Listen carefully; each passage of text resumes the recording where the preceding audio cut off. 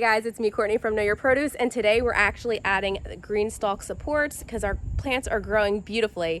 These are super easy to install, and I hope that they're going to do a great job of supporting all of our plants that need that support. So far, so good. As you can see, our cucumber here is growing beautifully, and it's going to love this support. So let's get these started and show you how to do it. So I went ahead and got some Greenstalk supports. I got a pack of 3, and we're going to put those on because we have a lot of growth that needs to be supported. So first we start off with the extenders, and then we're just going to follow all of these instructions. Just going to take the extender and push it, and I guess clip it. Let's see, clip it here.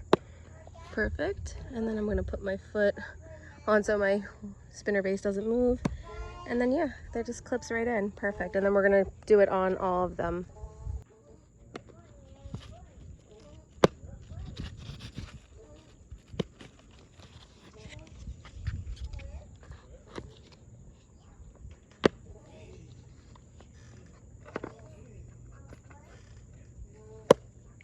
So now that we have them all on, I'm going to actually do the connector rings and then just keep connecting them all. We're just gonna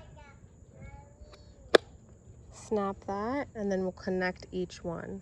Like this will be like a positive, and then there's a negative. So I'm gonna connect this part, and now we have this other part that we connected already, and then I'm gonna put this in there and then snap it in, and then we're going to keep going around.